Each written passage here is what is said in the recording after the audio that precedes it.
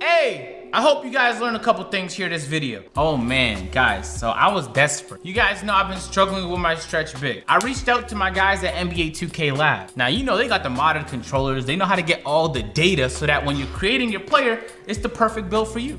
So they helped me out here with this video. Shout out to them. I'm gonna leave their link in the description. You're gonna see my new build. That's not that garbage ass stretch you seen in the last video here in this video. And you're gonna learn a whole lot of things about shooting. I'm recording a video on YouTube right now.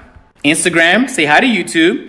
YouTube, say hi to Instagram. All right, man, this is what y'all wanted to see. My build is labeled a 3-level score. Now, I'm gonna keep it a beam with you guys. It's probably one of the more popular builds. If you hop on the park, you're gonna see a lot of people with this build on here. I think they have a very broad definition of what qualifies as a 3-level scorer, because I've seen some with attributes that look totally different than mine, but they're still called that, 3-level scorer. So the pie chart I chose was half slashing, half shooting, and then a little bit of defense and playmaking in the mix. Basically, the way that I built my attributes made it so that I have fantastic badges on my players. Can it drive? Yeah, 82 drive and layup, good shot close. Can it shoot? Of course, 82 3-point shot. There we go. The ball handling is decent, 77, which means that this player could probably speed boost if I get to a 99 overall. I have someone on my team with floor general. So maybe if I had takeover, so a little bit of a stretch, but the dribbling is solid on the player. The only thing that's lacking is the defense. You know what I mean? I guess my defense will make up for it, I don't know. The reason I was really excited about making the build though is because I have 20 finishing upgrades, 21 shooting upgrades, 17 playmaking, and of course the 1 defense. That's a lot of badges. My stretch big had a total of like 34. So I was struggling to shoot with the stretch big, like severely. And I thought for a while it was the jump shots because I was releasing them perfectly. These are jump shots I used in 19, 18, 17. I was trying it all. I was doing all the tests. I reached out to my guys at NBA 2K Lab, tried to get some information. Of course you talk. I'm talking with other players, seeing what works. This video, I'm gonna break down everything I learned because there's so much that's different this year. Everything is dependent on your badges, especially for the shooting builds. You can have a fantastic build, but until you get some badges like Hot Zone Hunter, Rage Extender, Quick Draw, Deadeye, you might not be able to shoot with that build. I need a towel. I have boxers on so you guys can't see. All right, first of all, caption this in the comments. This photo right here, it was in my last video. All right, so let's get started. This year, of course, Quick Draw plays a really big role. Previous years, we just assumed everybody would use what we now refer to as gold Quick Draw or the quick releases. But everything is so complicated. Look, NBA 2K Lab put out this tweet. Quick Draw impacts some jump shots more than others. We have added a show details link to the jumpers table to display jumper speeds at each badge level. One thing we've noticed is sometimes bronze Quick Draw does not speed up the selected jump shot at all. So not only did they change the way that we adjust the speed of the jump shots, it doesn't even affect every jump shot the same way. So it's like, God damn, we gotta learn everything for a new jump shot. It might not apply the same. And in the photo here, they use an example of Carmelo's release. And there's all kinds of data. There's the different release speeds and windows to green the shot. The windows look pretty consistent regardless of which quick draw you have on, but obviously the higher the quick draw, the faster your release goes off. But across the board, most jump shots have been slowed down or altered. If you were a fan of Base 11 or Aldridge, Base 9, Set Shot 13, which were really popular back in 2K19 and even 18, they're gonna feel different this year. And I think that's 2K devs going out of their way to patch the jump shots they knew everybody was abusing. Even though I don't see it as abuse, in their minds, it's like a glitch in the game to be able to snap your jump shot to the green window, so they don't want that to happen. Just to give you an example of how much things have changed. In this year, assuming gold quick draw, 615 milliseconds. That's how long it takes to get off the shot, a Carmelo release. See, this table is from NBA 2K19. If we look at Carmelo in NBA 2K19, it was 462 milliseconds. That is a massive difference. You guys probably felt that if you've been playing the game and trying your jump shots from previous years. So you're like, all right, so none of the jump shots from previous years works. What does? That, my friend, is a very solid question. I have some answers for you. If you don't have quick draw, I'm telling you right now, Kevin Love is the best release in the game. Low latency, high latency, it does it all. Look at my player right now. Look at the badges. I don't even want to attack quick draw on this new player yet. At some point I will, but it's not my highest priority because I want to get the badge that's going to help me green easier. Is it inconvenient to have a slow Kevin Love? Yes. But if you're leaving me open, I'm banging the shot. Now, it shouldn't be much of a surprise to you if you've been playing 2K for a while. In 2K20, like other years, hot zones plays a very, very big deal. Maybe more so this year than other years because not only is a hot zone important, but you can attach badges to your hot zone so it's out of the park. out of the park. We're gonna get to the badges in a moment. Now, this again, shout out to NBA 2K Lab. They have a hot zone section here where for different 3-point ratings, they tested the make percentage when you have a hot, a neutral, or a cold spot on the courts. It really doesn't make too much of a difference in terms of the percentage. 3-4%, that's not nothing noticeable you're gonna see in the game. But we're gonna talk about in a moment why it's very important to develop those hot zones. Oh, we didn't finish talking about jump shots. How could I forget? No quick draw, easy. Kevin Love, I'm telling you. It works for my career, it works for Park. It's a jump shot I'm using right now on my new 3-level score. It's also very convenient because you don't need the jump shot creator. So you don't have to grind my career to December or January just to be able to use the jump shot you're comfortable with when you make a new build. It's right there, it's available, just download it. If you have gold quick draw and you're playing on low latency, base 49 with Curry is the best jump shot flat out in the game, period. Unfortunately, I don't have the luxury to play on low latency. You don't need me to tell you, maybe I should because it's been a while since I made a video like this. It plays a big role. Base 49 is a really good base this year. So even if you don't pair it with the Curry Release 1 and Release 2 with Gold Quick Draw, you'll be fine. There's gonna be plenty of combos you can make with Base 49. I don't wanna go into cause NBA 2K Lab has a whole bunch of premium content and I'm not trying to show off all the information because that's how they make their money, it's their business. But Base 49, I'm telling you right now, very solid build. It's been solid since 17, 18, 19, and now 2K20. If you have Gold Quick Draw and you need a high latency jump shot, I don't know. You had to tell me. All the tests I've done with Gold Quick Draw and high latency jump shots has been on my stretch big. And that build is horrible, so I'm not gonna use those tests as an indication of how effective a jump shot can be. I just won't. The same applies for Hall of Fame Quick Draw. But I'll tell you this, one of the bases that blew up out of nowhere this year, a lot of people are using Jump Shot 38. So whether you just use that straight up or you find a combo that you feel comfortable with, Jump Shot 38 is one of the most popular bases to start 2K20. So unless for whatever reason Mike Wang is playing discotheque and patches it anytime soon, you're gonna be very straight with that jump shot. Is it my cup of tea? Probably not. Would I rather have base 49? Yeah, but there's a lot of people using it, so there's definitely some merit. All right, let's talk about badges because it's like you can't even live without badges this year. You need badges. Are you gonna shoot the ball? Then get your badges. You gotta hit the my career because you won't be out there in the park getting cold spots on your player. All right, so I made a whole tier list for all the shooting badges and I consulted with a whole bunch of shooters. And of course, myself, the greatest shooter of all time. If we just ignore the last video I posted. This is what the tier list looks like, ladies and gentlemen. There's a tier S, tier A, B, C, D, and No Man's Land. No Man's Land, of course, is the badges that could be a S, could be a D. We really don't know. We just have to wait for NBA 2K Lab or I guess, you know, empirical data to decide whether or not those badges can be effective. Without a shadow of a doubt, Range Extender is one of the, if not the most important badge in the game. It's so priceless to be able to go from shooting at the 3-point line to step like 4 or 5 steps back at the hash. Not only does it make it way easier to grind my career and get rep, but you just allowed so much more flexibility. So without a doubt, that should be one of the badges you're focusing on when you're doing shooting. That goes without saying, limitless range from last year. This year though, it's even more important because it also applies to long twos, not just long threes. So it's doubly important. You want the mid-range from 22 feet away? Go ahead, get your range extender. That's the first badge I got with my new build. It's unfortunate that it worked out this way, but yeah, quick draw is also a badge you're gonna need. Now, can you get away without quick draw? Yes. Is any decent team gonna give you enough time to be able to get a shot off that's 700 milliseconds long? No.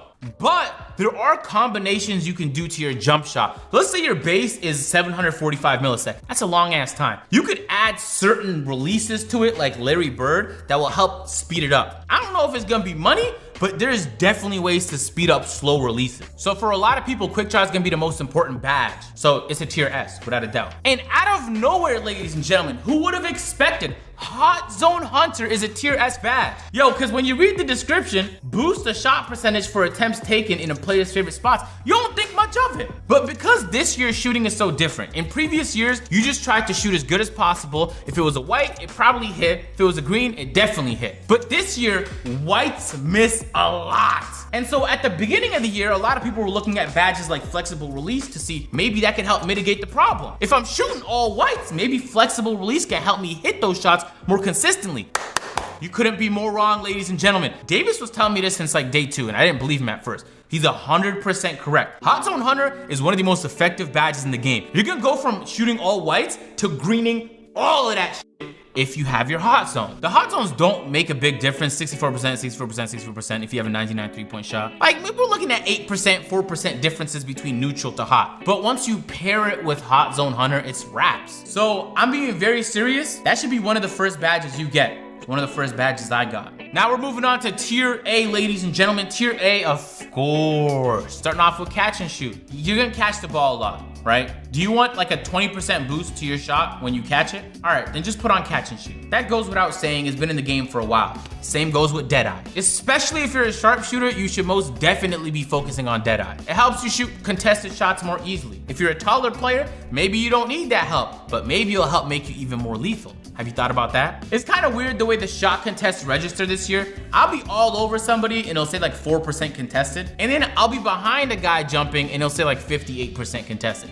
Yeah, catch and shoot and Deadeye are staples. They've been one of the most effective badges for sharpshooters for like 3-4 years now. Tier B, corner specialist, green machine, and difficult shot. Now, the reason corner specialist is not tier A is because when you're shooting in the corner, most of the time, it's off a catch and shoot. So you might as well just equip catch and shoot because it's gonna apply in more situations. On top of that, I don't know if this is widely known, but just because you don't have bronze, silver, Hall of Fame catch and shoot does not mean you don't get boosts when you catch and shoot. You still get a boost, it's just not as much as if you had the badges. Green Machine is one of the new badges. Description reads, increases the bonus for consecutive excellent releases. If you're a sharpshooter, no brainer. If you have like 5 upgrades, maybe don't touch Green Machine. Hot Zone Hunter is more important. Green Machine though does have the potential to climb to a tier A. Potentially. This year, the name of the game is not trying to hit whites, it's trying to hit as many greens as possible. And any badge that helps you do that should be one you prioritize. Difficult shots, I've heard on and off about this build. I'm not really sure. I've talked to shot creators, they say, yo, the badge doesn't even pop up a lot of the times, even when I'm fading. And I've talked to other people that say it's made all the difference when it comes to making their fading shots. If you have like 20 plus badges, you should take a look at it. If you have less than 20 badges, I would just focus on all the other ones we spoke about. Tier C,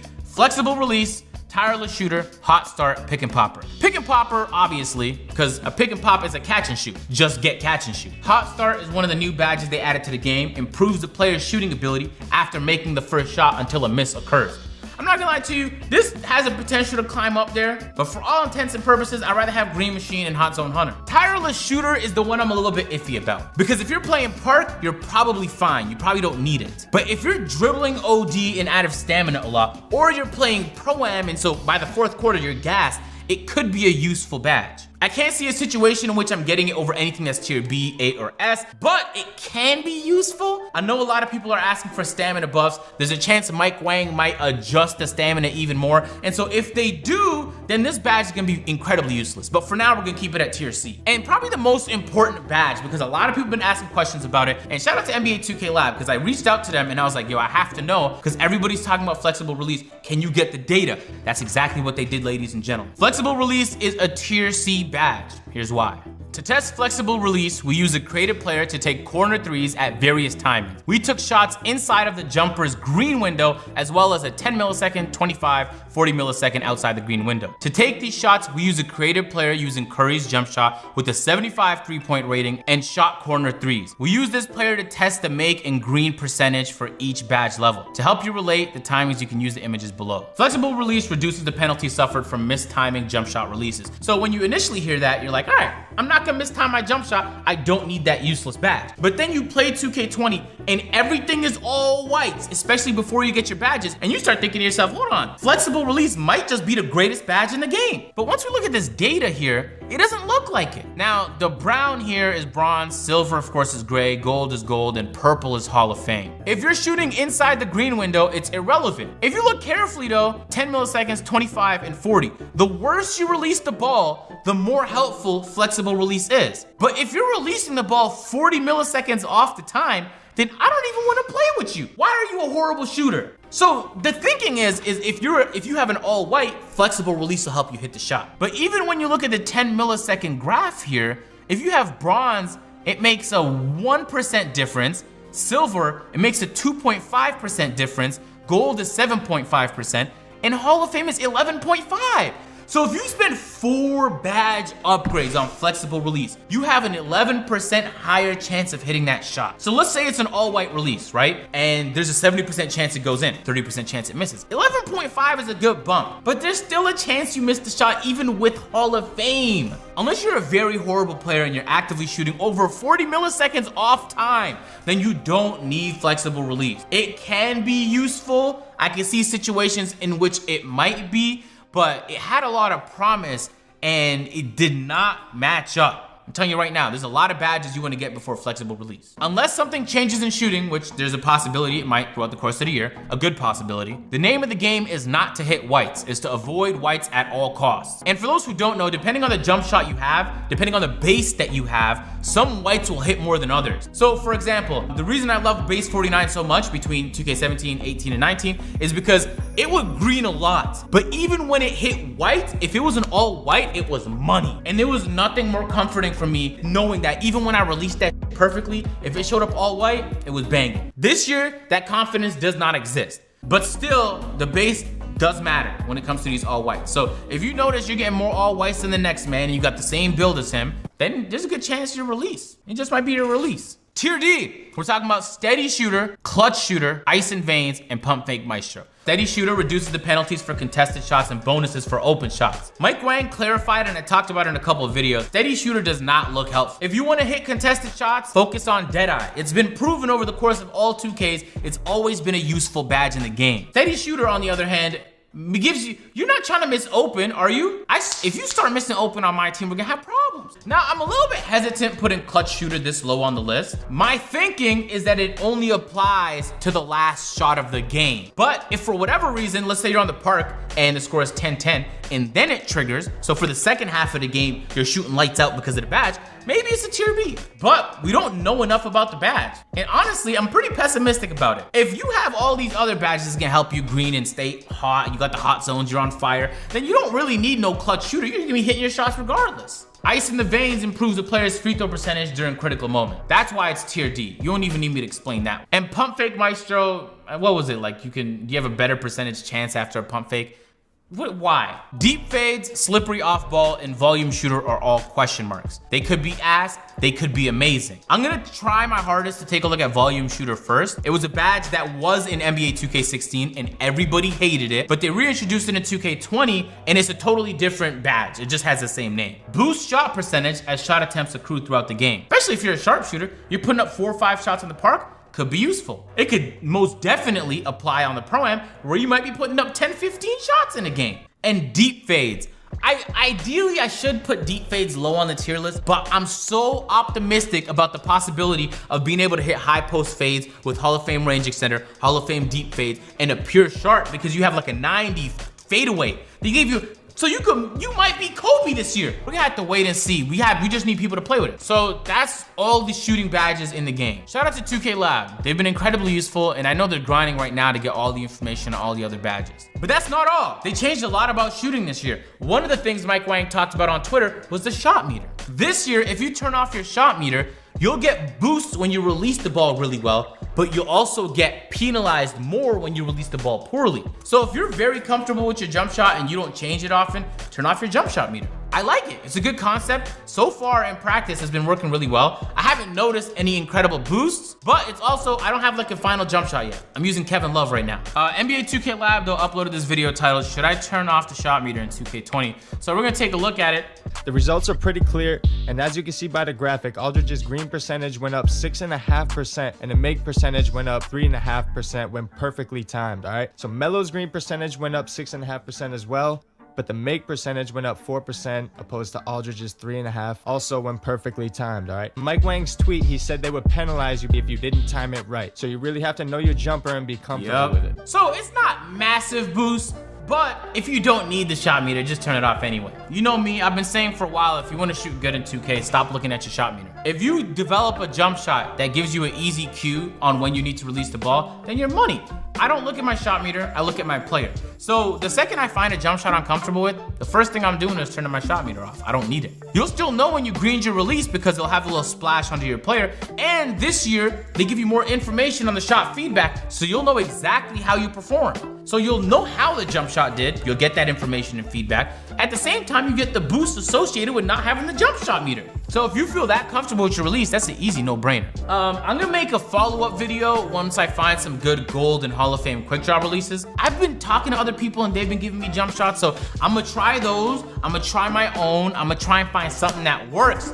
Problem is, I shoot in high latency. So if you guys are low latency, you live in like Washington, DC, or Virginia, right beside a server, it's not gonna really apply to you. I'm gonna do the test anyway because I wanna find the best jump shot. Hey, if you guys enjoyed the video, you found it helpful, you already know what to do. I don't even need to tell you, all right? But there are 4 videos on the screen. That's odd. There's only 3 this time. Huh.